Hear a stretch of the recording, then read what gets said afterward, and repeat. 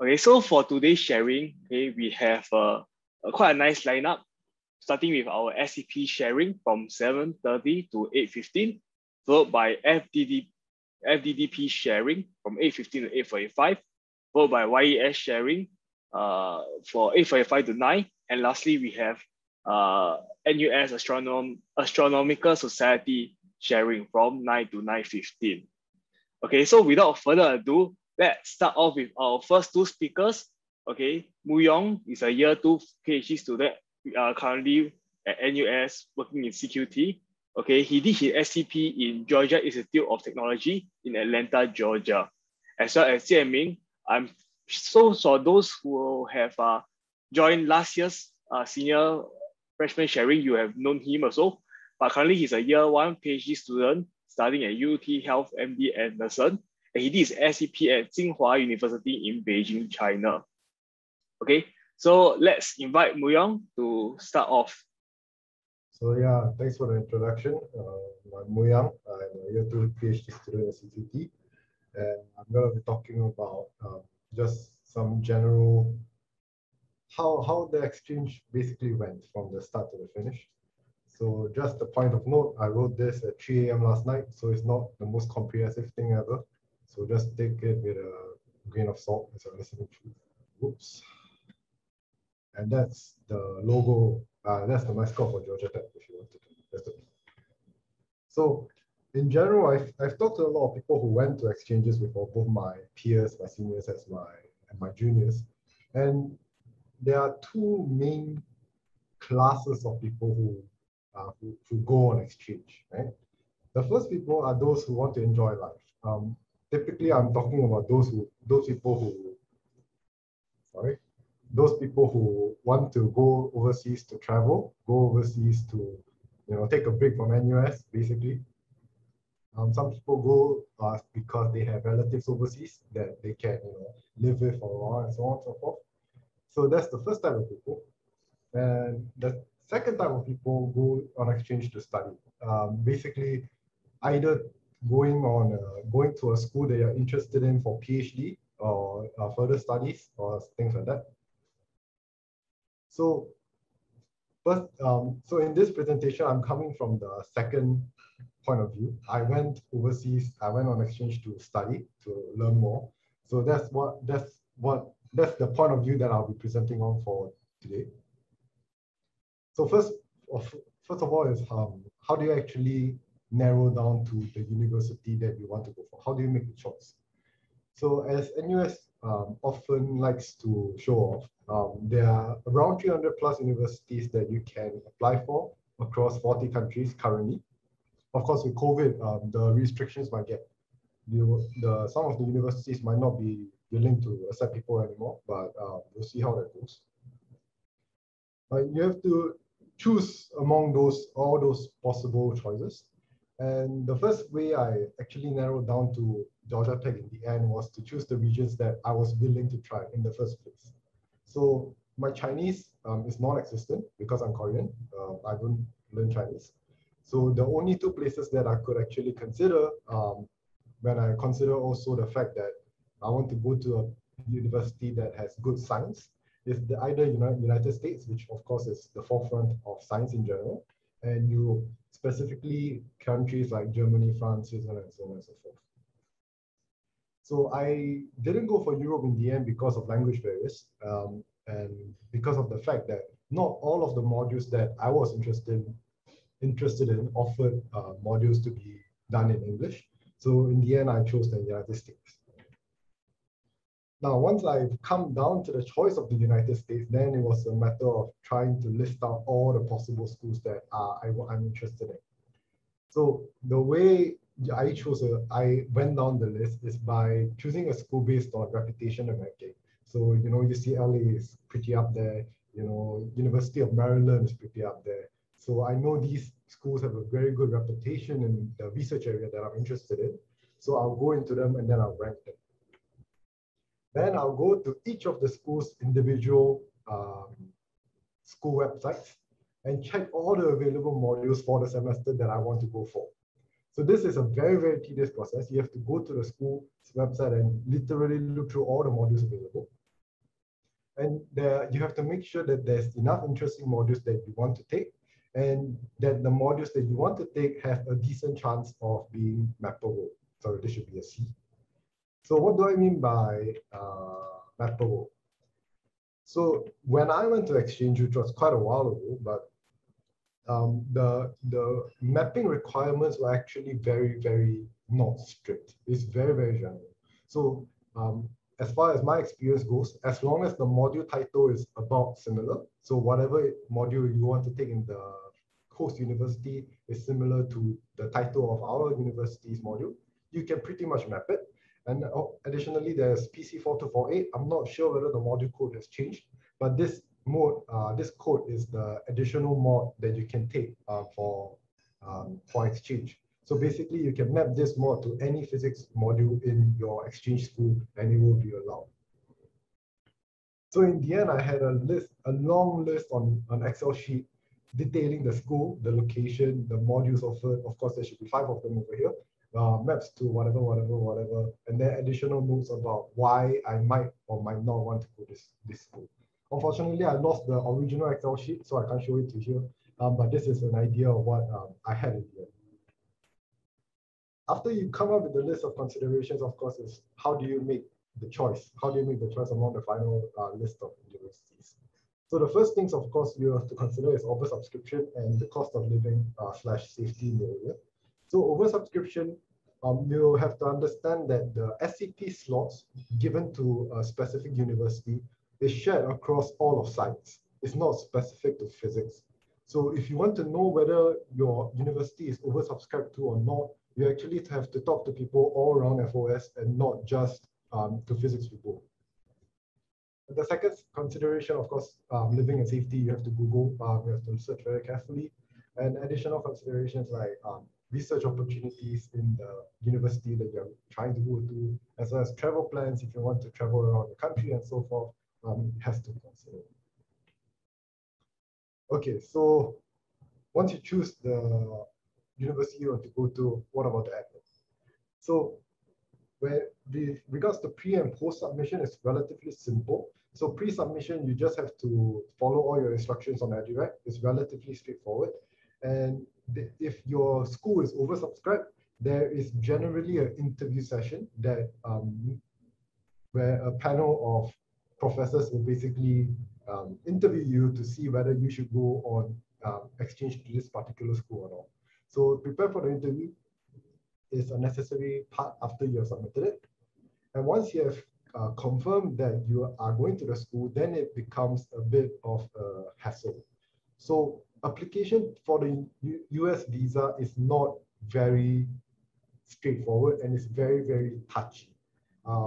It's very, very touchy in the sense that if your citizen country, your country of citizenship is on bad terms with the US, getting a visa is pretty hard. It's very, very hard actually. So, it's very guided through. Usually what will happen is that the host university will actually communicate with you. It will send you emails asking you to submit forms, asking you to, send them photos of your passport and so on and so forth. And they'll mostly settle it. But you do have to go to the US embassy once for to process the US visa. And of course, you have to find housing options. So generally, every year, the NUS, the FOC people, I forgot what it's called, the student club, they generally set up a Telegram chat with all the people who are going for SEP. And then you can find people who are going to the same area as you to try to search for housing options. And of course, pre-flight, you have to confirm your housing, basically pay for it and everything. And one thing that people usually don't think about is that you have to get vaccinations. The US has a long list of vaccinations that you have to have before you can actually start school. So you can do it either at the UHC or the host school might actually offer it to you. So you might be able to fly and then take the vaccination there. But generally, it's cheaper at UHC and it's more convenient, so I'll recommend you to do it before you fly. So at this point, my status, so because I'm a Korean citizen, my visa was actually very, very simple. Nowadays, your visa has been changed to e-visas instead of actual passport visas, so you might not have to go to the embassy actually. In the vaccinations, I did mine in the UHC. And if you have past proof of past vaccinations, please bring it along. And please keep it after you get vaccinated at the UHC, because you need to keep up. You need to keep up with whether you have to take booster shots and so on and so forth. So for housing, you have a couple of choices. So of course, the school itself offers in-campus housing like we do. But for me, I actually booked the Airbnb for 5 months for the duration of my exchange with 3 other NUS people that I met on the SEP chat. And the Airbnb was actually cheaper than the on-campus option. So you might want to really look into this before you just decide to go for the on-campus options available.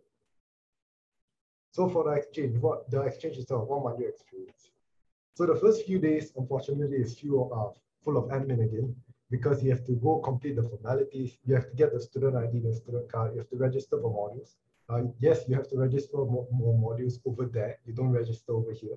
So even if you map the module, there's no confirmation that you actually get the module when you go overseas. You have to walk around campus, because campus is very, very big in the US. You have to find out where you are going and so forth. Of course, take pictures.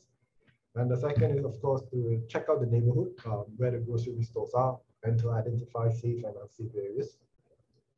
This is especially important for Singaporeans, I feel, because generally people have an idea that because Singapore is so safe, people don't generally care about whether there are safe and unsafe areas.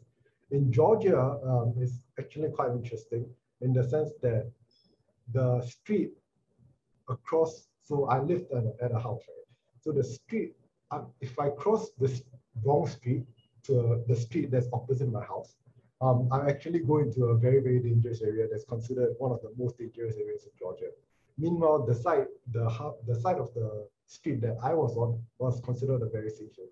So even a street makes a very, very very big difference in terms of whether you're safe or not. So you really have to check it out. Ask people around you for tips, so on and so forth. So, and after that, it actually settles down quite a while. So this is an approximate idea of how I spent my daily time. So for the first time in my uni life, I actually had proper sleep, 8 hours of sleep every day, which is very, very rare for physics students in general.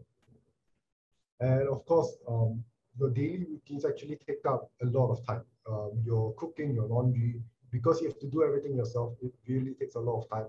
And it's actually very tiring. So you have to first of all know how to cook, know how to do laundry, know how to use the washing machine, so on and so forth.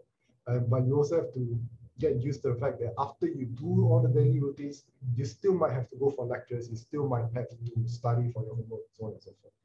And as you can see, yeah, I actually studied most of the time because that's what I went to do. So a lot of being on exchange is about being self-responsible, as you can imagine. So a lot of people I met, unfortunately, had the idea that the US is a very friendly place. Now, it is true in some areas. I've been to Boston. It was quite friendly. Like strangers will like wave hi at you while you're jogging and so on and so forth. In Georgia, that's not the case. It's not a very friendly place. It's more like Singapore, where people who don't know each other just ignore each other generally. So get ready to, if you're not social, get ready to have to be put in some effort to make local friends if you want to. And of course, you have to be ready for racist incidents, because as much as you would not like it to happen, it will happen sooner or later. Prepare yourself for it, but don't get physically involved in any kind of racist incident, because that will just make you worse off.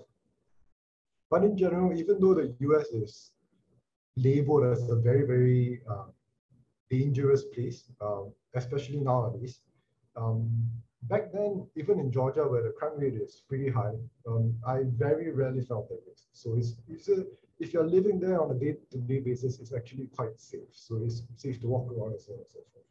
And as I mentioned, you have to get used to daily cooking and cleaning, as well as managing time and money, because it's all up to you. So in terms of my modules, I took 5. So on the left is the module name in my host university in Georgia Tech. On the second is what the content sort of covered. So the solid state physics module sort of covered SSP1, a bit of the starting part of 2, based on what I heard. Atomic physics, I covered AMO, again 1 and 2. Industrial organization I took because I have an econs minor. So this was mapped to my minor to satisfy my minor requirements. And then I took 2 master's modules, general relativity, which of course I mapped to general relativity, and group theory and quantum mechanics. So so some seniors might have told you that the standard in the US universities is lower, and it's low enough to the extent that you can take master's modules as an undergraduate. And based on my experiences, it's not true. The master's modules in the US are not as easy as level 4000 modules in the US. You can't just go there and take master's modules and expect to be okay. It's very, very tough. So please be aware and not take stupid amount of master's modules like I did, because it was very, very painful. So of course, module highlights, general relativity was very, very hard. No matter where you study, it's very, very hard. But the only reason why I passed the module is because in the end, the entire assessment was based off of one literature review. And I got to spend a lot of time studying on this topic of the formation of primordial black holes from massive scalar fluids. So the fact that you don't have to study for a test, and the fact that we can just literally sit down and read papers to understand a specific part of general relativity is very, very nice. And so I learned a lot of this from this. I had a lot of fun from it. And of course, group theory and quantum mechanics, which I think is still the best module that I've ever taken, including an NUS and also exchange. So you learn everything from how you can use projection operators, for which you might learn in quantum mechanics, and how it relates to Fourier transformations, how your space group, basically how you move around in space, is related to a mathematical thing known as the tiling problem, and of course the study of Lie groups, which are continuous groups, and deriving things like the eightfold way. So the eightfold way is a very fundamental result in particle physics about how certain particles are related to each other, and you can derive it from first principles. And I derived it from first principles during this morning. So in terms of the school experience, it's actually somewhat different from NUS. So the lecturers are very enthusiastic. Of course, that's true in NUS as well. But I especially felt it for my SSP module, because the lecturer was really, really enthusiastic about teaching us about all these concepts in solid state physics. And the students, generally, they ask a lot of questions. It is true that the idea of students in the US asking a lot of questions is true. So compared to NUS, in the US, the lecturers will get interrupted a lot more, and they actually ask a lot of very interesting questions, which you can actually learn a lot out of.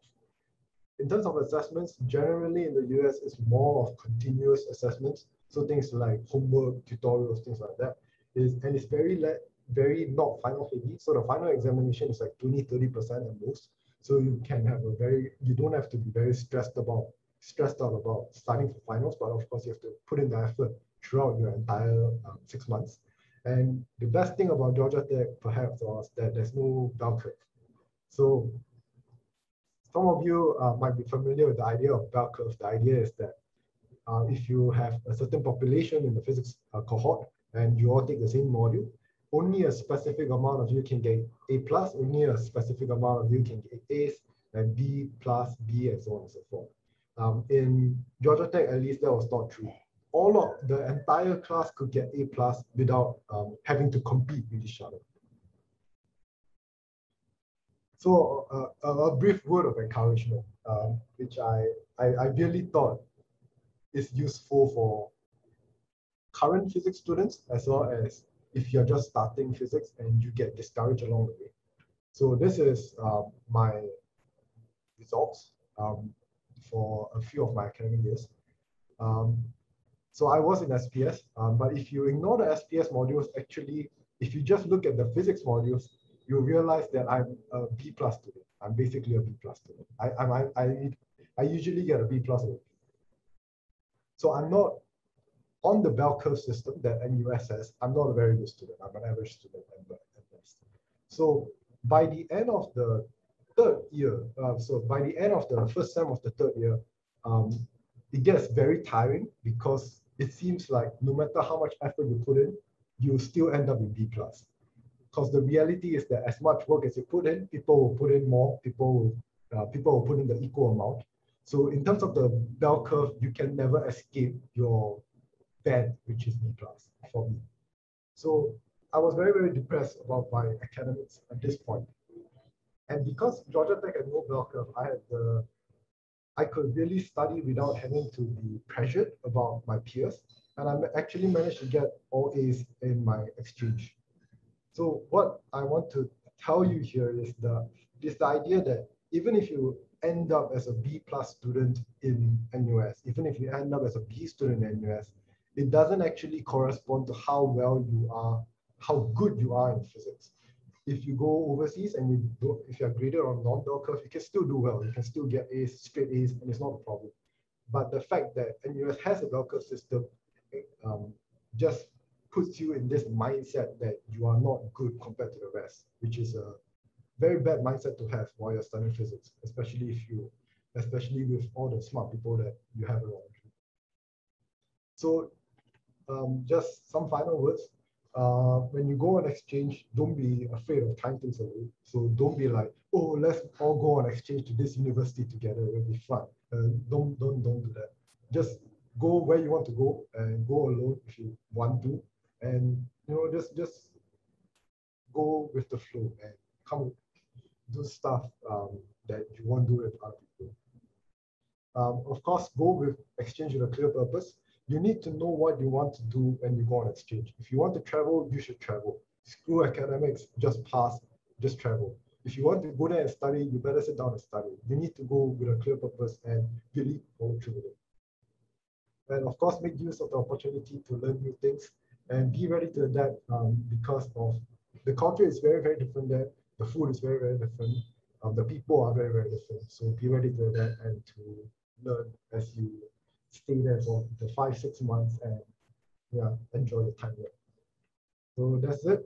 So this was me doing exchange with my 3 bunkmates. Yeah, I'll pass the time on to. Yeah, thank you so much, Wu Yong, for the very wise insights. Okay, so now let's invite Jianming to carry on with the next with sharing. It'll be a slightly different state because he went to Tsinghua University where the medium of teaching is in Chinese. Hey guys, so hi, I'm Jianming. I'll be presenting on my SEP experience.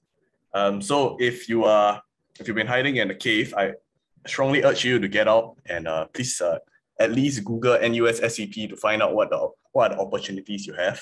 So before I start, I want to thank Darren for inviting me to share a bit about my experience. And of course, I want to thank Wu Yong for a very comprehensive presentation that I also learned a few things that I wish I knew before I went on my SEP. Okay, so before we begin, there are a few things that I want to tell you about my presentation today. So the aim of my presentation, like I mentioned just now, is to share about my experience. I also want to promote the student exchange program at NUS. And at the very end of the day, what I hope to accomplish is that I want to convince you to go for exchange. So this is my second time giving this presentation, right? So I realized that it can be quite challenging to convince physics majors to go for SEP. So I hope that's not the case. And I hope that at least Wu Yong has already succeeded. And if he has not, then I hope I can give that little extra edge to change your mind. So I just want to say that all the photos in this presentation were taken by myself or other Singaporean exchanges. So let me start. So you see, why you should go for SEP, right? It's because you need to understand, or you should understand what NUS wants to do for you. So on the website, on the NUS website, if you go and try to find out the vision and mission of NUS, right, is that NUS wants to be a leading global university that is shaping the future. And its mission is to educate, inspire, and transform. So from my experience in SEP, I can tell you that SEP is one of these rare opportunities, right, where you get to learn, where you get inspired, and where you're transformed. Well, I think when Muyong shared his experience, you can see why I think it's a good example of how SEP can be very beneficial to you in that way. I also think that's very important as a student of NUS that you go out and see how other universities teach, how their students are like, what the facilities they have, what is the environment, the atmosphere. They help you appreciate and have a basis for comparison as to whether NUS really is a leading global university. So if you're skeptical, then I think all the more you should go for exchange. As I think Daniel mentioned just now, I went to Tsinghua University for exchange. So I've actually had several conversations with a few friends who didn't quite know where Tsinghua University is. So there are actually two Tsinghua University on this planet. One is in Taiwan and the other one is in Beijing. So I went to the one in Beijing. It's actually found quite near to the heart of Beijing. It's in this district where all the different universities are. The cool thing about this district is that this area of Beijing used to be the imperial gardens for the emperor. So they are generally very nice. It's very nice facade, and it's quite flat, as I hope to be able to show you later. So I think NUS has a nickname. I think it's a National University of Stairs, but there were barely any stairs when I was at Tsinghua University. Okay, so yes, I was here.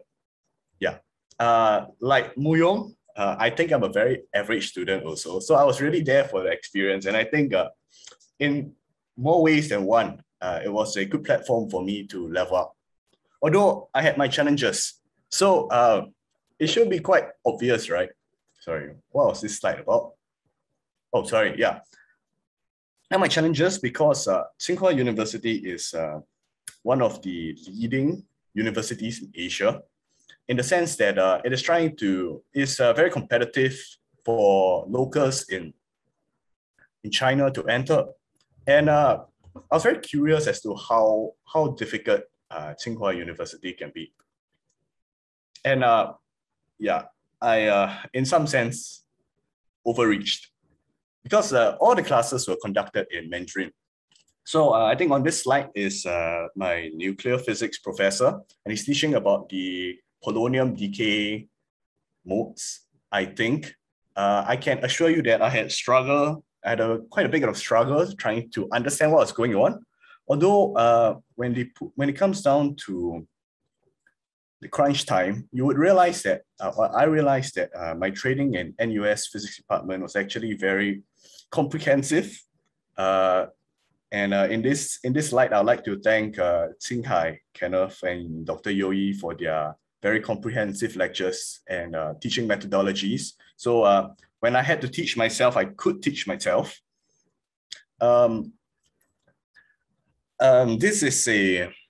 This was the final revision class for solid state physics, where I chose this picture because I wanted to tell you that in China, the curriculum or the teaching curriculum is fully in Mandarin.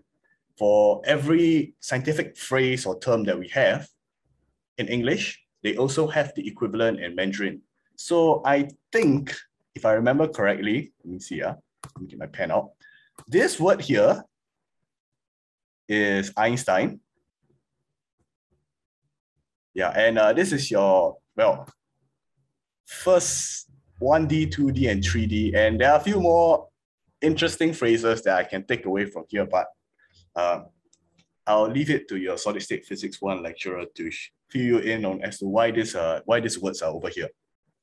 So I just want to share that I actually struggled a lot with SSP1 class in Mandarin, because it's very hard to keep track of all these different phrases in Chinese. And well, I put through, so I think that pretty much everyone can pull through at the very end.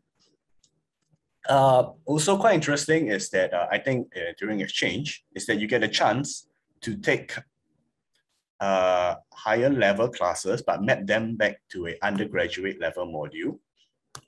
So this class was actually on positron emission tomography, which is the PET. I think it's a medical physics tool.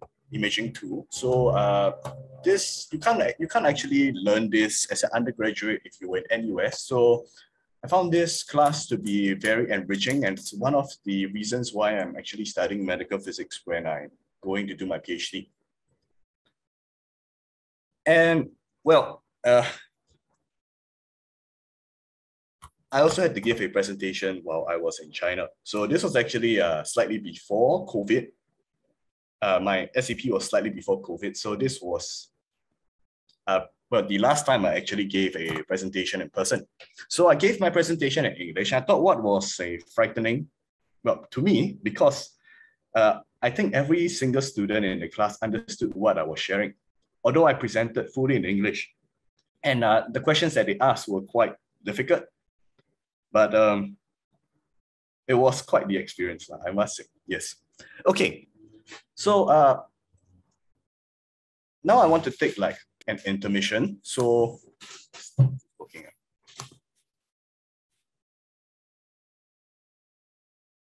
How do I get my mouse back? Sorry. Okay, so Darren, how much time do I have left? Daniel, do you want to? I think around 11 more minutes. Okay, so if I have 11 more minutes, right? I don't think I have enough time to share everything on this slide. So I'm just going to first start with sharing about the first thing that I found quite different when I was in China, which was the food. Let's just click here. Okay, so although in Singapore there is a lot of Chinese food available, I think at the end of the day we only get to taste a very limited variety of what is available, what is actually considered Chinese cuisine. So first I will start with what was available in the school canteen. So as you can see on the screen, is a mala hot pot. I assure you that this mala hot pot was much better, or is much better than what I usually can find in Singapore. I think most of the mala hot pot in Singapore lacks the ma. It's just la only. So it's good to taste it for how it should taste like. Interestingly, the campus has its own version of the McDonald's, which was well, fair to say, maybe not as good as McDonald's. They had hot pot, which is very popular. I think also in Singapore, if you took a stroll in Chinatown, you'll notice that there were many new hot pot stores. On the campus, there were also some slightly more high-class dining options. So I think what is over here is EU and Lotus Roots, but I can't quite remember now. It's been some time since I went on exchange. There's always milk tea. And there's also well, your cafe style kind of drinks if you prefer coffee instead. So for me, I must say that I enjoyed the Cantonese food, which I realized actually somewhat, sorry, this was from the Cantonese store in the canteen. I realized that the flavors were somewhat more similar to what we have in Singapore, perhaps also hinting at what our local cuisines are mainly influenced by. And towards the end of my exchange, there was finally Southeast Asian food. So this is supposed to be bak kut teh, or which is a pork rib soup, but well, it fell a bit short of what I think pork rib soup should be like. So like I think every school, usually the food available at the school will not meet the expectations, will not meet very grand expectations, but you can be sure that food outside of the school tastes much better. So when I was in China, this was actually 2019. So in 2019, PayLah was starting and the different e-payment systems were only starting to get on in the Singapore market. So everything was done through e-payment system in China. So this makes ordering your takeaways very simple, like I think most of us do today, now that there's COVID. But the takeaways, for some reason, I found that the presentation quality and perhaps even the actual flavors were much better when I was in China. So this is supposedly from a Japanese store where I think I ordered one too many times actually. although I only took a few pictures. These are from several other bento shops that were available. Yeah, this is from a Korean store. Yes. So I just want to point out that the level of competition in order for them to differentiate their dishes, right, is so high that when I ordered this what's it called, braised abalone with rice, it actually comes with the clay pot. So I think this is something that you don't really get to see in Singapore. You probably get a plastic Tupperware at best. And well, it was a different experience, I would say. Right. Okay, so like I was saying just now, I did my SEP in Tsinghua, which is in Beijing, and Beijing is a very big city. So there is this very famous Chinese saying that goes along the lines of, if you want to understand China, you should go to Beijing to understand its history. You should go to Shanghai to understand where is China now. And you should go to Shenzhen to understand the future of China. So, well, I got to go to Beijing and Shanghai. So the thing that blew me away is that Beijing was a very good cultural city. So let's see, I hope I have pictures that show what this is. So this picture here is a hutong, which is supposed to be, sorry, it's part of a hutong, which is supposed to be where people used to stay in the past, although I think that they have gentrified it and it's become a tourist hotspot. I think this is one of, this is quite famous, although I can't remember what it's called, sorry. This was taken at the Temple of Heaven, I think. Yeah, for some reason, when I was in China, there were very many tourists flooding the different attractions, and most of them were domestic tourists, actually. So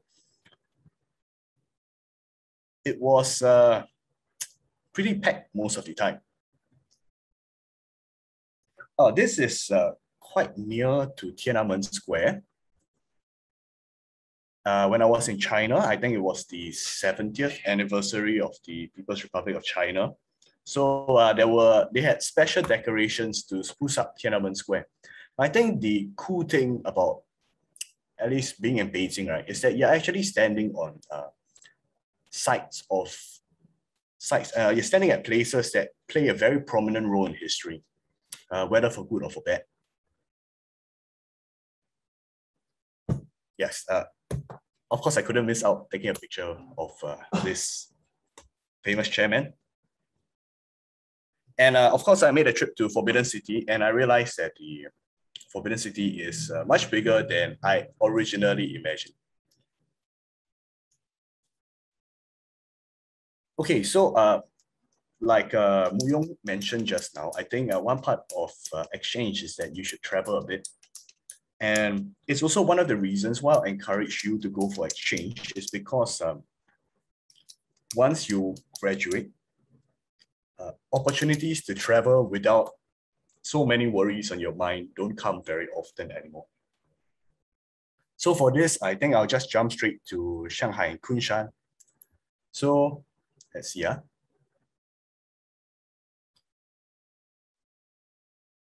Okay, yes. So in Shanghai, I stayed at an Airbnb where we could actually see part of the Shanghai Bund. And it's a very magnificent sight. In the day, we also explored the city with my fellow exchangers. I think one of the, it was quite modern. The shopping malls are a bit different from what we find in Singapore, actually, in the way that it's laid out and the kind of products that they sell. This is the Shanghai Bund at night. And as I was trying to tell you, it's really gorgeous to have the opportunity to see it with my own eyes. So when I was in Shanghai, I actually took a trip over to Kunshan. So I just want to explain that in China, that there are four tiers of city, if I remember correctly. There are your tier 1 cities like Beijing and Shanghai. There's your tier 2 city, which I think is Suzhou, but I'm not very sure. a tier 3 city like Kunshan, and then your tier 4 cities are those that are very remote and are not the main population centers. So this Shanghai and Kunshan trip was very eye-opening in the sense that it made me realize how much urban development has occurred within China, which is usually not captured in our local media. So when I was in Kunshan, I actually went to Kunshan to visit a Duke Kunshan University that has a medical physics program. It's a very modern looking university. And I enjoyed my time there. If you're looking for a medical physics program, master's program with a scholarship, you could consider going to Duke Kunshan. But I think the picture I want to show you is over here. Sorry, it's we are running short of time. I'm going to end. Thank you so much. Yeah, so the picture I'm going to show you is over here, where this is a tier 3 city, but with urban development, I think nearing that of 2010 Singapore. And I want to wrap up my presentation by just saying that I think when you go on exchange, you actually get to encounter certain things and you meet certain things that you didn't know about China. Certain things that you didn't know about the country you're visiting. And I think it's a good opportunity to get to understand the place better, understand the people there better, and to understand yourself better. So if you go on exchange, I have no doubt that you'll probably meet some stumbling blocks. You'll run into obstacles, you may get lost a bit, but I'm sure you'll have a good time. Okay, that's the end for my presentation. Thank you.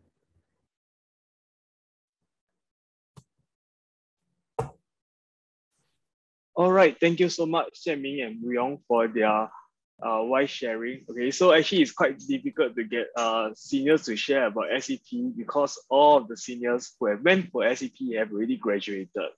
Yeah, so actually I got some good news. So if you were to click a link in the chat, okay, you'll go to the NUS page on SEP and you'll realize there's actually a note there, attention in red color words that shows that next SEM, okay, they are opening up SEP exchanges overseas instead of just local universities. So this is something you can look forward to. Of course, it is still subjected to the border controls in the partner universities and various constraints as well. But so maybe when you're picking your university that you would like to go on exchange with, maybe you can consider about the situation, COVID situation and how they control it. Yeah, that may be one additional consideration. Okay, moving on. Okay, we'll be having our French double degree program. Okay, I think this is only applicable to the year ones, but of course, the year twos, you also feel free to listen as well. So just a quick summary. Hope I'm not wrong. Okay, the French double degree program is actually a 5-year program where you spend your first 2 years in NUS and next 2 years in France and to get your bachelor's. And afterwards, you'll be going back to Singapore NUS to complete your 5th year to get your master's in science. Okay, so for today's sharing, we have 2 seniors. First, we have Ufatun, currently in her 4th year of studying. Okay, she's still in her she's still studying in France, but then currently she's in Singapore for her break, as well as Desiree, who's doing her 5th year of study. Right, without further ado, let's invite Ufatun first to give a sharing. Thank you. Okay, hi everyone. So I'm Ufa. I'm a year 4 physics student and I'm in the FDDP program. So like what Daniel said, this program is actually a 6 years program, 5 to 6 years program. So you spend 2 years in NUS, 2 years in France, and then 2 years back in NUS. So it's 6 years because you spend the first 4 years doing your bachelor's degree and then the last 2 years doing your master's degree. But on top of your bachelor and master's degree, you actually get a 3rd certificate, which is the Diplôme d'ingénieur from your French university. So the Diplôme d'ingénieur is an engineering certificate that is very well recognized in France. Okay, then who can apply? Physics students, math students, computer science students, and engineering students. So to give a more detailed explanation of FDDP, so in the first 2 years of NUS, there will be an internal selection and interviews done by NUS after year 1 Sem 1. So this is dependent on your CAP in year 1 Sem 1. If you qualify, then the school will send you an invitation email asking if you want to join. And the interviews it's pretty easy because the selection is mainly based on your CAP. So once you're inside, then from year 1 Sem 2 till year 2 Sem 2, you have to take math and physics preparatory classes. So these classes are especially for FDDP students to train you for when you are in France, because in France there'll be a lot of focus on math and physics. And these classes are normally on Friday evenings as well as the whole of your Saturdays. So if you enter the program, be prepared to burn all your Saturdays. And on top of that, you also have to take French classes to obviously improve your French. So the workload is you have to be prepared for a heavier workload because from FDDP you have to take 3 additional modules. And then in year 2 Sem 1, you have to go through placement tests done by the French universities. So there'll be people coming from France to Singapore to invigilate the test. And these tests are technical tests, so you have to study for it, which also means that just because you are in the program doesn't necessarily guarantee you a spot in a French university. And then for the 2 years in France, to introduce you to the partner universities, in total there are 6. As you can see below, there are École Polytechnique, Centrale Supélec, Mines, ENSTA, Telecom, and École des Ponts. So these universities are called les grandes écoles, which translates to the big schools in French. And according to the FDDP website, these schools are top French engineering schools which provides higher education and quality research in engineering science. So the grandes écoles are very well recognized in France. And as I mentioned previously, the Diplôme d'ingénieur is also a very well recognized certificate in France. So for me, I'm in Centrale Supélec, and this is a picture of me in front of my school. Okay, then for education, one thing I like about the education there is that it's very holistic. So apart from learning math and physics, which will be kind of like the focus of your studies there, you also learn a lot of coding and algorithm, engineering, finance, business management, information systems, and many others. So while it's true that you can learn all this in NUS, but I think the difference is that in France, all these other subjects are well integrated into your curriculum, whereas in NUS, the focus will still be on your major, and then you take all these subjects as like side modules. So there are pros and cons for this system. The pros is that it's very holistic, so you get to learn a lot of things that might be useful in the future, but the cons is that you don't get to focus that much on your major. So for me, I'm a physics major, but when I'm in France, I don't learn as much physics as I would be learning if I was still to be in NUS. And then another thing about the education that I like is that there's a lot of hands-on experience. So from this picture, from this slide, you can see a lot of pictures of electronic systems stuff, which I guess you'll do also in NUS for physics labs, and you also get to do a lot of coding. But I think one of the highlights of my experience there is that at least for my school, we have projects and we have like weeks specially dedicated to projects. So one of the projects that we did is that so for year 1 and year 2, we're grouped into groups of 5, where each group will do a project. So in my year 1, I did a robotics project, and to summarize the game, we coded a game. So to summarize the game, there are 2 players. Player 1 will be in charge of the robot, which is the robot you see on the left. And this robot has a pen. So the player 1 will control the pen. And then player 2 will be in front of a screen, and the screen has a maze. So how the game goes is that player 1 will control the pen, which controls the cursor on a maze, but player 1 cannot see the maze. So player 1 will be navigating blindly around the maze, whereas player 2 can see the maze, but player 2 cannot communicate with player 1. And how they communicate in a way is that the computer has a camera that detects the emotions of player 2.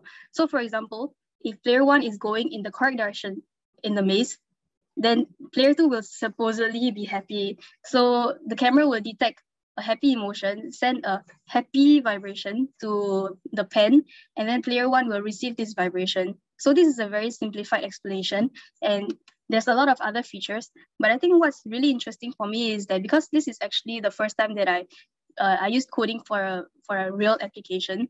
So throughout this entire process, I learned a lot of different things. For example, the robot itself is coded in a programming language called C++. And before this, I had like zero experience in C++. So I had to learn some C++. And then the maze itself is coded in Python using a library called Pygame. And then the link between the robot and the maze is done by a robotic language called ROS. So just within this project, I had to learn 3 different programming languages, which is really cool because I get to see like how the project really gets materialized, you know. Okay, then another experience that I went through is that if you look in the middle picture, the one with the graphs, so this is a snapshot of a finance report of a business game that we did. So in this business game, it lasted about 2.5 months, where all of us are placed into groups of like about 5, and groups will compete against each other to see who can, at the end of 2.5 months, who can make the most profit. So at the end of each week, we have to make decisions on like how many products we want to sell, how many we want to manufacture, how many raw materials you want to obtain from which supplier, etc., etc. And we have to do all the different calculations and tabulate everything to see what decision is the best for our business. And even though honestly I was really lost the entire time, but and I still haven't really mastered it yet, but at least I get to see like how it functions in the case where in the future I have to deal with it again. At least I have some exposure to it. Then for the student life, it is very, very rich, at least for my school, because in my school, there's a lot of clubs and associations. And even if the thing that you don't like doesn't exist yet, you can actually write into the school and create your own club, which I think is really cool because it gives a voice to the students. So these are just some activities that I participated in when I was in France. So for example, the top right picture, it's actually during an event called World Week. And in this particular picture, it's a Tunisian event. So I'm here with my Tunisian friend posing with like some Tunisian items. So yeah, it's a lot of really cool experiences because you get to meet people from everywhere and you get to do a lot of things together, especially since most of us live in accommodations within the school campus. So like at night, we get to just visit each other and, you know, just exchange stuff. And then other things that I like about my time here is that it gives you international exposure. So just now there were 2 speakers that talked about SEP, but I think like one advantage of the FDDP program is that instead of going overseas for 1 semester, we're actually there for 2 years, which gives us like ample time to really integrate into the community, immerse yourself in the culture, learn the language of the country, and just to meet the people there. So yeah, I think it's better because it gives you more time to really settle in. And yeah, so when you go there, you have to learn French. For most of us, it's a new language. So at first it might be very hard, but I think once you get the hang of it, it's quite a good feeling. It's like you feel very satisfied that you get to learn a new language and survive in a country where it's not your native, where they don't speak your native language. And you also get to meet people from around the world. So for example, in this picture, she's my mentor. She's an alumni of the school and I'm partnered with her. So when I was in France, she brought me around Paris and she showed me like the different sites around Paris and explained to me some history, which I think is really cool. And even though I'm in France and I meet a lot of French people, but I also meet a lot of people from other countries, all the international students there, mainly like Brazilians and Tunisians, Moroccans, etc., which I think is really cool because in Singapore, it's not very easy to find international students, I think. And most of the international students are people from countries around Singapore, like the Southeast Asian countries. Whereas in France, most of the people are from Europe, from South America, which is a totally new environment. So yeah, and then I get to experience new culture. And lastly, it's also about independent living. Because when you are living overseas for such a long period of time without your family, without your parents, then you have to survive on your own. You know, you have to manage your expenses. You have to settle all your admin stuff by yourself. And I think it's quite good for the future. Then lastly, when you come back to NUS after France, then you'll do your master's. But at the same time, you also have to do your final year project, because normally the FYP is done in year 4 of your bachelor's degree, but because we'll be spending year 4 overseas, so when we come back, we have to finish the FYP. So yeah, in general, I think the program is quite good because there's a lot of exposure to the international community, a lot of, you get to learn a lot of, a wide range of things. But if you join the program, you have to be prepared to overload yourself before France and also after France. But yeah, I think overall it's quite good. So thank you. That's all I have for the presentation. Thank you, Uvatun, for the sharing. Now we'll have Desiree to share about her experience. Hi, everyone. So welcome to physics, first of all. I guess with the 2 SEP sharings already and with the FDDP sharing, maybe you have an idea about why you want to go overseas. So some of the points she already touched on, so I'll just be skipping through, but maybe you can talk more about how my life is there. So basically, can y'all see my screen? Yeah. Okay, so just introduce myself first. So I'm a year 5 physics major at NUS. Actually, I just came back to Singapore, so like I'm in quarantine now. And this year I'll be doing my final year project and the master's, which is what she just mentioned. And maybe I can just talk a little bit about that first, since we just mentioned it. So actually, normally people can finish it in 2 years because, you know, FYP takes like about a year, and the master's you can expect to have 1 year or so. And usually when you join FDP, they may tell you that usually you complete it in a year, but that's not very true because most people do it in 2 years. And there's also like a major thing to consider, which is that in the contract, they say that they give you a tuition fee allowance for 1 year. That means that if you can finish your FYP and master's in the same year, then your master's is free. But I don't think that's going to happen. So just be prepared about that one. But I mean, it's like just like 2 more sems of loan anyway. Yeah. So I went to NSTA Paris, which is one of the schools that she mentioned just now. And as she mentioned also, these are like the schools that we are in partnership with NUS. And actually, depending on your major, you want to choose different schools. So for example, for me, I'm a physics major. If you're a physics or math major, then I recommend you to try to get into IX or NSTA, because I think that we have more focus in math and physics, but especially if you want to do purely like physics modules, then you should really aim for this school. Otherwise, you can be prepared that you're not going to do a lot of physics over there because the system is quite different. So anyway, I went to NSTA and I'm going to tell you about how it happened. And so I'm just going to skip this a little bit. Anyway, if you're from physics, mathematics, engineering, or SOC, then you can apply for the FDP. So this one just now I went through already. Also, in the end, you do graduate with like 3 degrees. So that's pretty good. But of course, it doesn't come without sacrifices. So just want to add one thing about the Grandes Écoles. Yes, it's like the big school, but I think it's very important to also know the difference between the universities and the Grandes Écoles, because in France, the universities are very different from our definition of university. Basically, what happens is like, first they go to high school, which is like end of secondary school for us. And us, right, we are doing like a JC over here, and then we go to university. But then it's either they go to university or they do this thing called 2 years of preparatory class, which is very xiong. And then they prepare for the entrance to the Grand École, which means that if in the end they don't get it, they kind of just waste their 2 years. Something like being in JC, but yeah, more tense. I would say that the kind of material that they prepare in the first 2 years would be about equivalent to NUS's physics year 1 and year 2, but meanwhile also studying the math, which is like pretty high level math.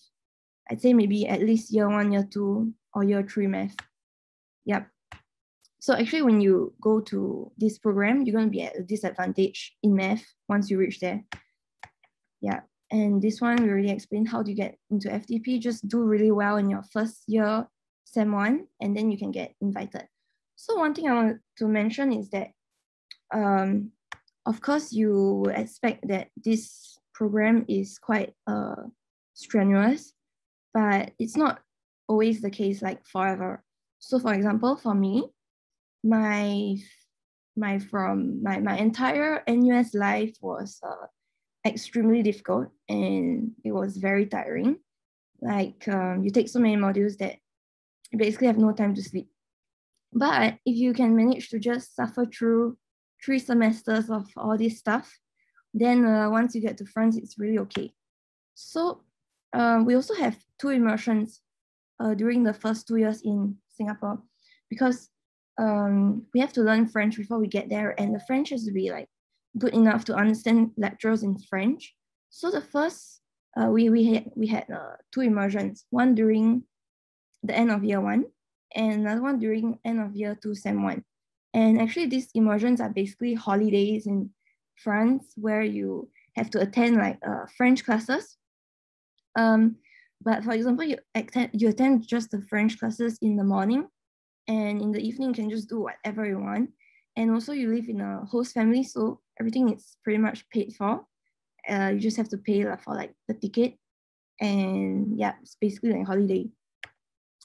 Then yeah, for the first 4 semesters of my NUS life, it was quite bad. It was like this most of the time. It's really bad. So I think if you want to go into FDP, you should be prepared that you're going to sacrifice a lot of time, and like you have to be motivated to want to do this. You know, why do you want to do this? Maybe it's because you want to learn more math or more physics. For me, it was like I wanted to benefit from being able to get deeper understanding in the mathematics, because in NUS we don't really learn as much math unless you take extra math courses also, which I did. Actually, I took math modules during the first 2 years so that I can strengthen myself for the exams, and it was still not enough anyway. But it's okay, because then you go to France and you learn more math. But okay, then maybe let's just talk more about the life over there. So for me, of course, math is one reason why I want to go there. Like, I mean, maybe that was the initial reason. You want to do better in mathematics and physics, and you want to like learn more in general. I'm not sure if y'all have heard of SPS, but it's basically like a completely different thing from SPS, where in SPS you kind of broaden your knowledge, but in like not very deep. But in FDP, you kind of have a smaller part of domain which you are going to learn, so say mathematics, finance, whatever, and you learn more in depth. But it's not just all about studies. And when you choose this program, you are also choosing to spend 2 years of your life abroad. And that means that, I mean, it's part of like your whole life, you know. It's not just a semester exchange, it's a change in your life, because then you get to learn how to live with in a completely different environment. Yeah. So in the first summer immersion, it was quite fun already. As you can see, we did a lot of fun stuff like clubbing and going to the beach. But back then we couldn't really speak French. So yeah. And we had morning classes just until about 1 p.m. And then afterwards, you can really do whatever you want. On the weekends, they have excursions to bring you to places nearby, and all those excursions are paid for. So really, it's quite worth the money if you consider it as like extra holidays during the FDP.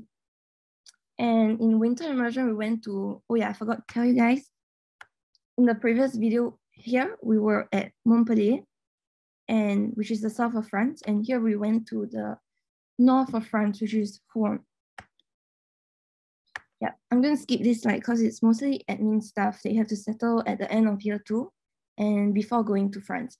Basically, at the end of year 2, before you go to France, you have to prepare for 6 weeks of intensive French class right before you start your French classes, because it's going to help you a lot to learn French. Okay, let's just move on and talk about the life over there. So being in NSTA, my experience was that in the first year, as she mentioned just now, it's very holistic. And I think it's in a good way because it's not holistic as in you have to learn all the different kinds of things, but it's like useful things. So for example, in year 1, there was a math block, computer science block, mechanics block, and physics block.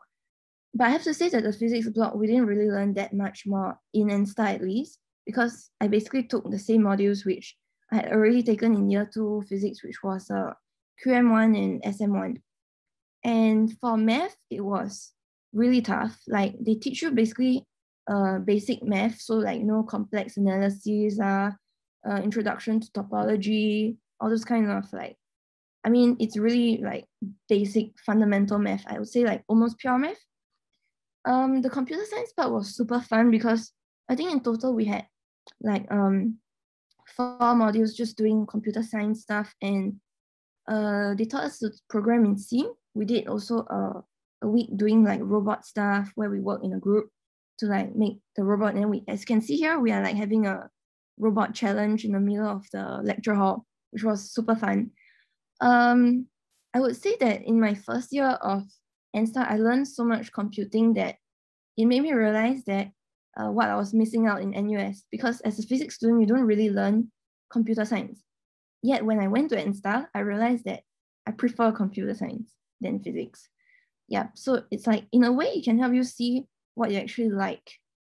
And I wanted to mention why the pressure is much less once you reach France, because in the first 2 years, you're like really hustling, right, to get into that CAP or whatever. But once you get to France, you just have to maintain at least 10 marks out of 20 for each single module, which is not too hard if you just like study a little bit. And in the end, they're only going to take your ranking for your entire year, and they're going to give you a number between 4 and 4.5 based on your ranking. Then they'll average it with your NUS CAP.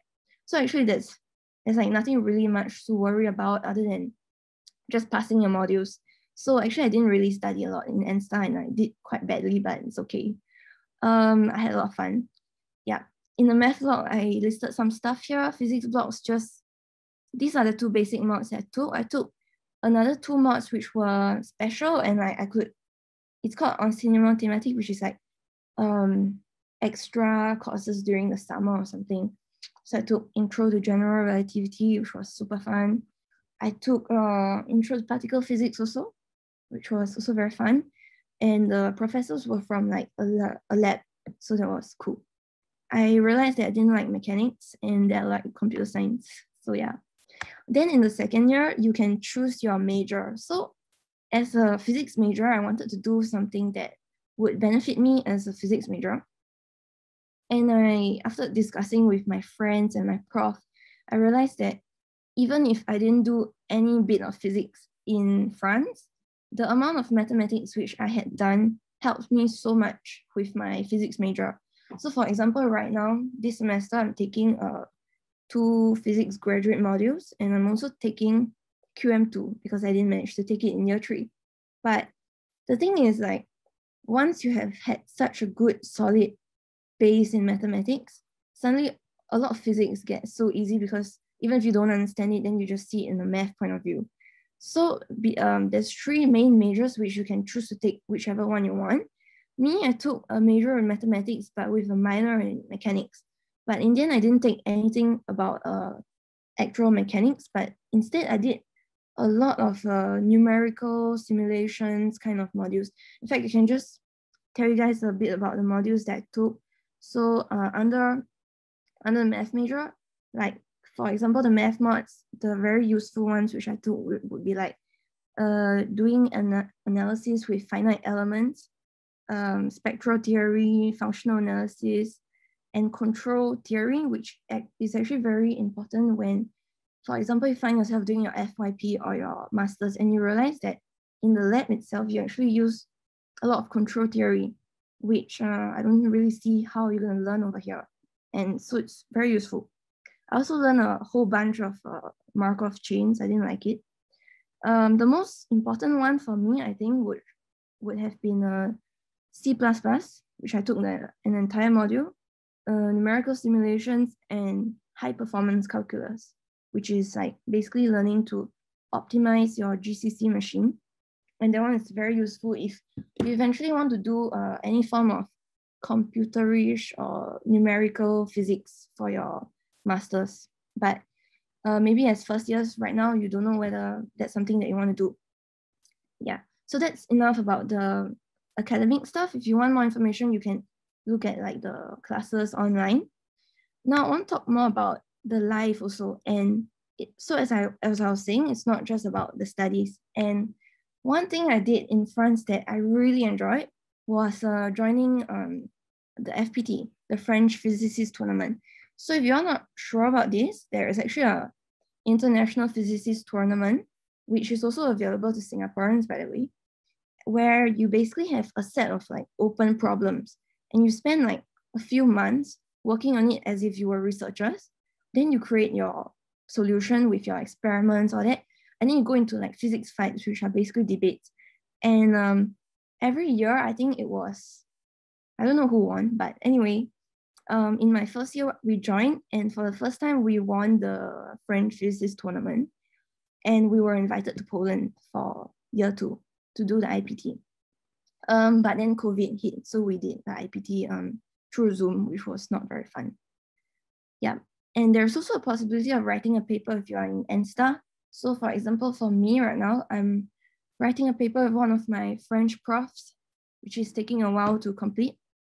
But yeah, like the experience of joining a whole tournament and winning it was super fun, especially that I worked with an entire team of French people, and it was challenging to say that like communication was a bit challenging, but you learn how to cope with it. And you know, sometimes you can't really speak French properly, so you speak English or something like that.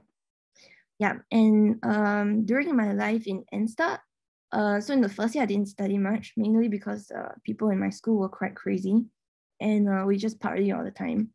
And they also have this like 5 days orientation, which is basically going to an island or something to party all day. And yeah, that's like the NSTA spirit, or I would say most of the spirit in the French schools, just partying all the time. It's quite fun actually, but sometimes it can be a bit annoying because you live in the residence and then you can't sleep. Yeah, that's me. And yeah, this is the example of our orientation. It was basically just like fun stuff the whole time. And then you can see that when you live in the residence, this is an example of the accommodation at NSTA. It's pretty cool because you have a whole kitchen in there and you just pay not too expensive rent. This is an example of my Brazilian friend that I made. And also on the campus, there's a very nice lake like here. Okay.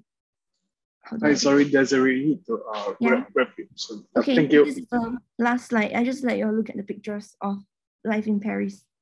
Yeah. I hope you'll consider joining FDP because it's super fun. Thank you. All right, thank you so much, Desiree and Ufatu, for the sharing. Okay, so I've just shared a link in the chat, okay, for those who are interested in the FDDP program. I just take note that because of the new CHS syllabus, there is a change in the criteria, so you may want to take a look first, as well as a suggested study plan to follow. Yeah, so without further ado, let's continue to our next sharing. It will be about Young Educators in Science Sharing by Ryan, who is a year 4 physics major. Okay, so I think Young Educator in Science is quite cool, interesting for those people who are interested in education. Not saying like you want to pursue education in the future, but more like educating the secondary school, primary school, or even JC kids. Okay, yeah. So Ryan, please take over. Hey, can you hear me? Okay, yeah. Thanks for the introduction. So yeah, today I'll be doing my sharing on Young Educators in Science. So let me just share my screen. Okay. Present. Okay, so hi everyone. My name is Ryan. I am a year 4 physics major, and I am also a member of YES, Young Educators in Science. So today I'm going to just give you an overview of like what we do at YES and just like share with you my experience on what is it. So as the name suggests, what is YES? Well, we are young educators in science, almost quite literally. Yeah. So YES is a program that is established in collaboration with our NUS Faculty of Science and the Ministry of Education. So it is a program for undergraduate students like us to explore and experience science communication and education, science outreach, things like that. So basically, at YES, we are just like a community of people who like science and like to talk about science to other people. Yeah, that's like, just in a nutshell, what is YES? So maybe it'll be a bit clearer if I tell you what do we actually do at YES. So there is a range of activities that we do. So most of the things that we do are facilitating, let's say, school visits. So, maybe when you were in secondary school, you would have like excursion to come to NUS labs to like do some, activities. So at YES, as YES members, we help to facilitate and, guide them through the activities and tell them about it. So we also do other public outreach activities, such as like at Science Center. So, you get a free pass to Science Center, then you have a small little booth, like, each of us takes like one small like demonstration, then like, people will come and, hey, what's this? Then we tell them what is it about. Yeah, and then we share with them. Then after that, yeah, it's quite fun. Yeah, so that's public outreach. And so other than doing facilitation, as members of YES, we also get exclusive training workshops and talks. So these training workshops will help with your either for specific workshops, how to facilitate them, or also like, let's say, you can learn about like how to extract DNA from like your cheek cell or something like that without, as part of the activity. So that training is quite interesting. Then you also learn about like, let's say, tinkering and like, other things like that, which I will talk about later also. And then for exclusive talks, for this picture is like, sometimes we have our guest speakers, then, like they will come and share with us more about, what they do in the industry. So actually, for example, this one is like, Procter & Gamble, the MNC, P&G, that, makes your shampoo and all that. They actually have an outreach department also for science communication. So someone from their team came to share with us about what their career is like. And yeah, so this is what we do. So the actual program is really like, seems like a lot, right? But, it's a bit like a CCA, but YES actually is a very free and easy program, because all the activities that happen throughout the year are mostly ad hoc. So you choose what you want to participate in. If you're free and you're interested in it, then you can choose what you want to participate in. There is no minimum or maximum participation. It's just up to you. Yeah. But if you participate up to at least 60 hours, after doing so much, you actually get a certificate along with that, the YES certificate and portfolio. So yeah, because if you contribute so much, it'd be nice to have something to show for it, right? So this is extremely useful for your resume, especially if you are interested in teaching. Yeah. So you might think 60 hours is a lot, right? But throughout your 4 years of undergraduate, you realize actually that's about 15 hours per year. And then each of the YES activities are usually like, 2 to 3 hours, not very long, not like some are whole day, but some are like, just 2 to 3 hours. So actually really it's just, as long as you do like about 7 days of activities per year, which is not a lot. Most of the activities are during like the summer and winter break, so you can just very easily get the certificate, and which will be very useful for your resume. Yeah. Then so that's what the YES program is about in a nutshell. So at the basis of it, what we do is we have ad hoc events. You participate and join by indicating your interests. So how do you know about these events? You have to firstly, just very simple. There's only one step. Join our mailing list. And then there's no like official form to sign up or anything. So what happens is you join our mailing list and you will get notified of like all the activities that are upcoming in YES that you can participate in. So when you join our mailing list, what happens is you get notified of the event. Then if you are interested in the event, you basically just participate by signing up for the event for the email. Yeah, we just reply yes in. Yeah, that's it. Very simple. Yeah. So yeah. So that being said, you can just join. If you want to join the mailing list, you can PM me on Zoom. Your name and your NUS email. Then I will add you to the mailing list. If not, if you're not so sure yet whether you want to join, or you just want to check out, like, what are the activities that we do in YES, please follow our Instagram. Yes, at NUS_YES. And over there, we are actually sharing a lot of, like, like doing our recruitment for this week. So just look out for it. Then, yeah, so one thing about YES is that it's very free. It's really very free and easy. The events are, like, ad hoc, and also there's no interview process. There's no prerequisites. As long as you are an undergraduate student at NUS, you don't even need to be a science student, to join YES. So you just join, and even if you are first time, have no experience facilitating workshops, don't worry, because every time when there's an event, if it requires training or like any help that you need, usually there will be a training slot also that you can sign up for. Yeah. So that's like the base of what YES is about.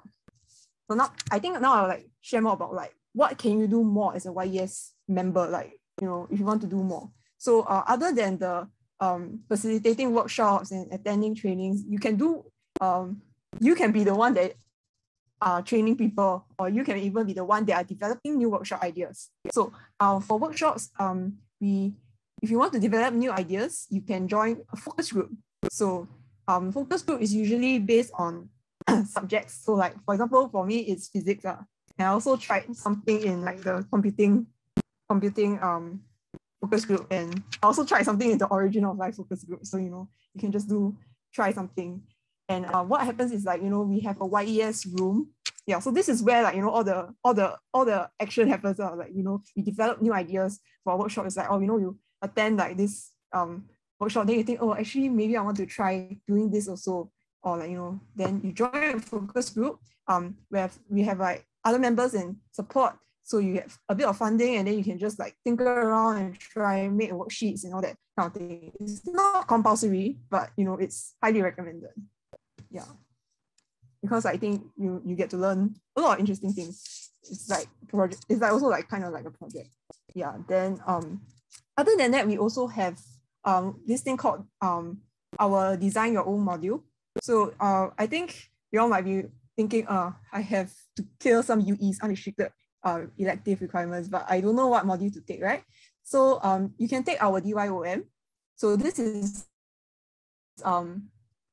like designed by us YES members. So this module is about it's a bit like focus group, because like the idea is that you would develop one setup or like one activity. Then you also you will learn how to tinker, and you attend some workshops, and then you learn how to critique your work and critique other people's work, and learn from each other, and just like have fun like building a project. So, and the best part is SU, it's ungraded, and it's 4 MCs of UE. So I think it's a very fun module to take, and at the end of the day, you do get a bit of a product, like like a finished setup. And then like usually at the end of the module, what we do is we bring our setups, our finished projects to Science Center. So it's a bit like a mini exhibition for like whoever is at Science Center on that day. So you also get to like practice even more of your communication skills. So, and yeah, this is like clearing your MCs using like your CCA. So I think that's a very good opportunity. You can look out for it. It's usually in Sem 2 of almost every AY. Yeah. Then like, past physics projects, usually we do like lens workshop and planetarium. So just share more about my personal experience, so that, like to entice you a bit more about like why I think YES is very worthwhile to join and very fun. So for me, like I joined since year 1. Yeah, so since year 1, but year 1, I was just mostly doing like, the basic YES activities, like, okay, like I just signed up to do the show and tell at Science Center and some other workshops. Then after that, like, I realized, okay, like, I quite enjoy this work. I quite enjoy, talking to people about science, Then I think, actually, in my first year, towards the end of my first year, when I was going to year 2, then one of our seniors has a lens workshop, which I think you might have seen the picture here. This is the lens workshop, right? So we basically made some different configurations like telescope, microscope, using just like a few lenses or even like an invisibility probe. So in the end, there was also, when I was in year 2, there was a solar eclipse. Yeah, so we have, so after like one whole summer, we just like develop the project and, we make the worksheets, we find the materials, then, we like edit the worksheet and we really try to make an activity that's meaningful for the students. And also like, I also like, in a sense, like I have a new appreciation for, all the like things that I was learning, like all the ray diagrams and all that, like, it's quite fun. And the best part is, you see the end product and like the participants, they really enjoy it. Yeah, I see like they are very quite engaged, also quite fun. Yeah, then like also then like just some pictures to show you like it was a very fun day. Like the solar eclipse, like it was a good opportunity because we can tie the learning material to these kind of events and and execute them. Yeah, then also especially if you're interested in like astronomy or astrophysics and all that, we have a planetarium. So it's like, this big inflatable dome. Yeah, so sometimes we have people coming to it, or we bring it out to other places. Like, I think sometimes there was once we went to like Victoria Concert Hall. I cannot remember that, but there was some other events. So sometimes we go there, then like we bring people inside the planetarium, then we bring them on the tour of the skies. Yeah, so it's quite exciting also. Yeah, and it's always very fun to like just go into the tent, set it up and all that. Yeah. And actually we are having something coming up for this. So yeah, but that's towards the end. Yeah. So like, although like those activities are mostly like, pre-pandemic can do all these kind of things, right? But then during the pandemic also there is activities. So when I was in year 3, last year, I helped to develop one of the science at home kits. So basically, these are like, one box of like science, like, like in some way it's like toys lah, some items to teach teach people about science. So it's like it comes with a like a booklet here, and it's like a Zoom workshop. So the people, they receive the kit. So like I think it was very fun to like like try to, what I wanted to do was for this one we wanted to try to like teach kids about like light and shadows. So one of the interesting things was like color mixing. So like at first we were thinking, okay, with the gummy bears, right, you can see like what's the difference between these two. So for both, right, there's the green light. So the green gummy bear, the light just transmits through. But then for the red gummy bear, because of the red food coloring, it absorbs the green light, so there's no more light passing through. So I thought it was quite interesting. But then after that we think actually that's not a very good idea to give kids the gummies and all the lights. Like, later they play with it and then they eat, or they make a mess. So yeah, we thought it wasn't a good idea. So there's a lot of prototyping, and then in the end we get the final product again. And then like, we even managed to send all these kids to overseas. Yeah, so like these are some participants from Thailand. So they received like the kit from in the mail. Then like we conduct the Zoom workshop with them. So it was quite fun also lah. Yeah. Then so I think like overall, I think like my final pitch to you is like why join YES, and why maybe if you are interested, why you want to do a bit more like be more involved and like do like some activities in the focus group and develop some programs. So firstly, of course, it's definitely a lot of useful skills and portfolio, because you have a lot of opportunities to do public speaking.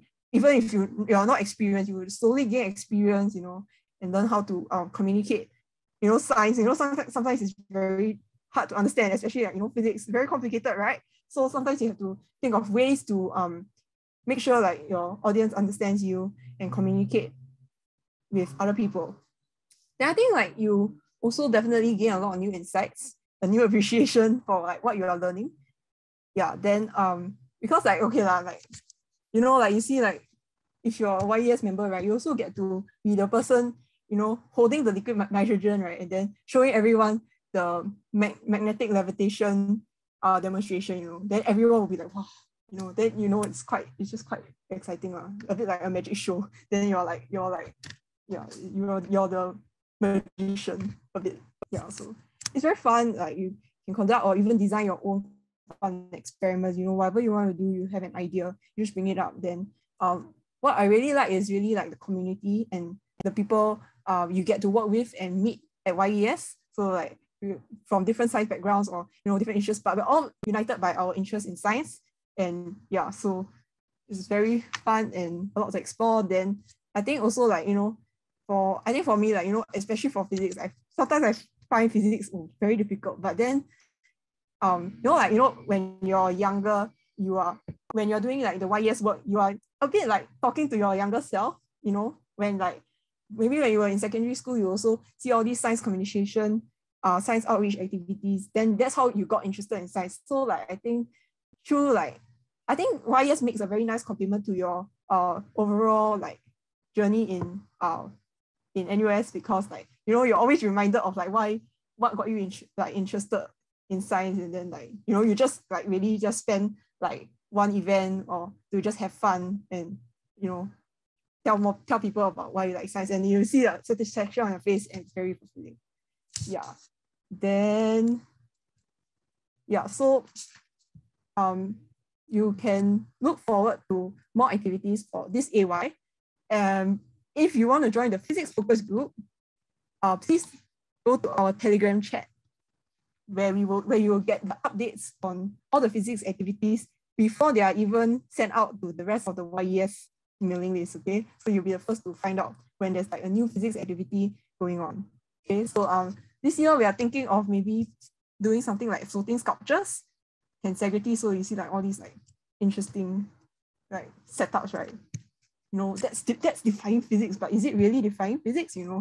Then other interesting things that we have upcoming are like maybe like we want to do something with holograms and optical illusions, and also maybe something on radiation and particles. Yeah. So yeah, there's I guess things that you can look forward to. And again, there is no minimum participation. You can just join our mailing list to get notified of activities, or if you want to know more about specific physics activities, you just join our Telegram chat, where we will give you sneak peeks of like new activities in physics. Like we have some coming up, like a planetarium session and some like new projects. So do join our Telegram chat and do follow us on Instagram. And if you haven't already, please PM me your name and your NUS email if you want to be added to the mailing list. But if you're not very sure whether you want to join yet, you can just DM us anytime on Instagram, or you can send an email to Dr. Lim, who is our staff advisor. This email. Yeah, just take a picture of this slide, and yeah, hope to see you around. All the best for as you start your uni journey, and I really hope to be able to like we at YES really hope that you can come and join us and just have fun with science. Yeah, that's all I have. Okay, I shall stop sharing, and I think it's later, so you all can just ask questions later. Thank you. All right, thank you, Ryan. So now we'll be moving on to NUS Astronomical Society Sharing. So we have Nicholas, who is currently a Year 2 mechanical engineer and the current president of NUS Astronomical Society. Okay. Yep. So Nicholas, if you're there, you can take over now. Right. Hi, good evening, everyone. I'm Nicholas, and let me a moment. I'll just share my screen. I'll just start my presentation now. Right. So good evening, everyone. Sorry for the hiccup. I'm Nicholas, the current president for NUS Astronomical Society. And from here on, I'll just refer to NUSAS as the NUSAS, since it's easier to pronounce. And don't worry, there's no academics in my talk, and I'll just keep it short and sweet, yeah? So anyways, I'd like to thank Physics Society for giving me the opportunity to be here today to share more on NUSAS as well as what we do, since astrophysics is a pretty interesting branch under physics, and some of y'all might be interested. So without further ado, let's begin. So The question is whether you have an interest in astronomy, stargazing, or even the theoretical aspects of astrophysics. If so, then NUSAS may just be what you might be interested in. We were established in 1997, and from then on, we've been promoting astronomy to the local community, as well as appreciation for the night sky. So how do we go about doing this? Well, first and foremost, we hold regular sessions every Friday from 7:30 p.m. onwards. These sessions include a short astronomy-related talk, followed by a lovely stargazing session directly afterwards. So here's a picture of one of our talks given earlier this year. This place is Paris Tokyo Room in Yusof Ishak House. And yes, that's me. I was giving one of our talks. The night that talk was on the moons of the solar system, if I recall correctly. Our talks are quite carefree, actually. The topics are fairly beginner-friendly, and you can come and go as you like. And there's light refreshments as well. So here's a picture of one of our stargazing sessions held at Engine Bridge, the connecting bridge between YH and computing. So likewise, our stargazing sessions are very chill, and members sometimes come down just to sit and talk with each other under the night sky. But yeah, our sessions are so relaxing that you can see one of our members having a dinner while stargazing. So there's really no hard commitment for any of our sessions, and you don't need any prior knowledge as well.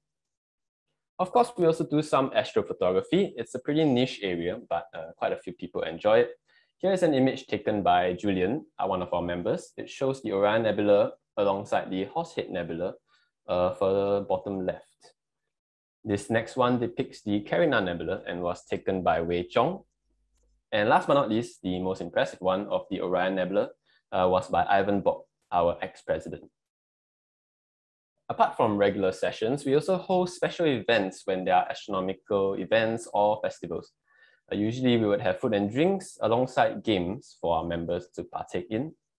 This was taken 2 years ago when NUSAS helped the Faculty of Science to conduct the solar eclipse viewing event at the NUS field. Quite a lot of people turned up actually, so I would say it's a success.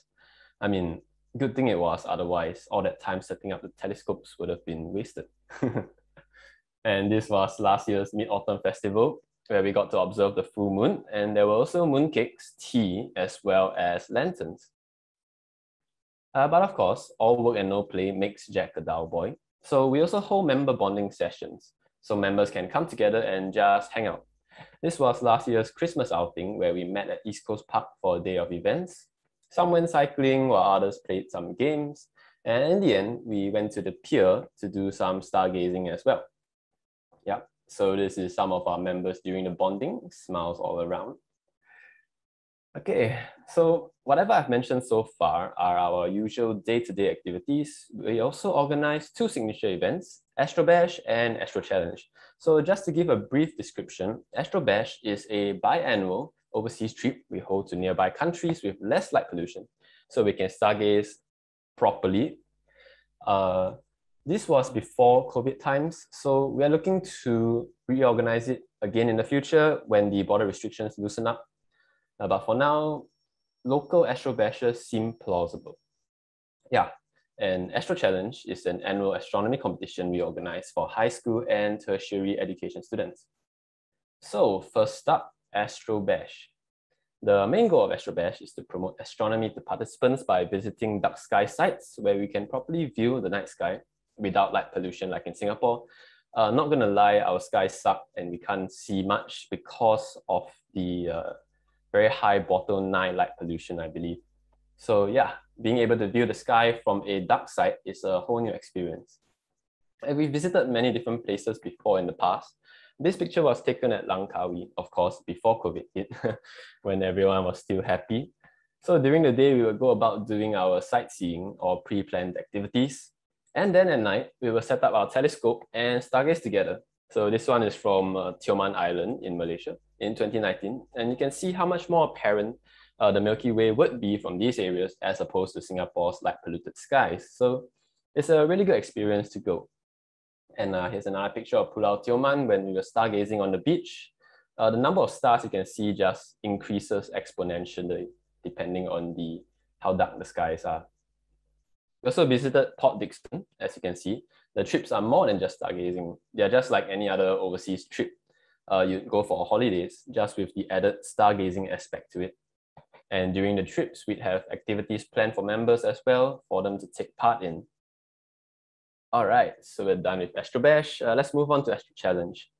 As previously mentioned, it's a competition that tests participants' astronomy knowledge, and we hope that aside from the traumatizing experience of exams, again, the participants get to learn more about astronomy as well as deepen their bonds with their teams. So we organize it from the ground up. Everything from scratch, we plan. Here are some pictures of participants taking the paper both individually and as a team. And these are some of the pictures of them presenting their project findings to the Astro Challenge judges. So it's more than just question papers like a regular exam. We have a group presentation components as well. So the participants get the whole shebang, a more holistic experience, if you may. And here is our hardworking planning committee. We handle everything from question setting to admin to location booking. So members of NUSAS can join as part of the planning committee if you all want to. And if you all want to set difficult physics questions to destroy some kids, I mean, you can join as well. I'm just kidding, please don't. Otherwise, they won't join the following year. But yeah, the Physics Society actually offered manpower assistance for some of our Astro Challenge rounds this year. So of course, we'd like to thank them again for that. Yeah, and that's most of what we do. Sounds like quite a few things. So you can come down and join us if you want to be part of the NUSAS family. Whatever I'm about to say is not financial advice, by the way. But for a small fee of $15, you can register for a lifetime membership in NUSAS. After graduation, you'll become an associate member who enjoys all the benefits of a regular member, just that you can't run for the executive committee, that's all. And as a member, you'll get priority and discounts for Astro Bash, which is usually oversubscribed, by the way, because it is quite popular. And you'll also be able to loan equipment for free. Just return everything in one piece and everything is Gucci. So yeah, you can just scan the QR code if you want to sign up. But if you're still considering, you can come on down for our welcome tea before making your decision. Yeah, it will be a hybrid session and it's on 20th of August, so next Friday. And you can attend either physically or on Zoom. So you can also join our Telegram group or follow us on Instagram.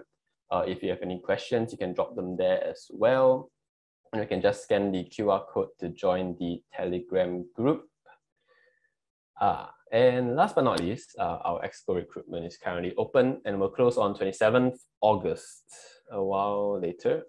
So if you are looking for a leadership position while at the same time enjoying the astronomy hobby, feel free to apply. We accept any applications, even year ones. And as you can see, there are many slots open, plenty to go around. If you want to find out more about the roles or what the Exco does, feel free to check out our Instagram posts for the Exco recruitment. Or you could just scan this to directly sign up if you've already made up your mind. But to have such drive to sign up on the spot is quite rare. So kudos to whoever actually scans this.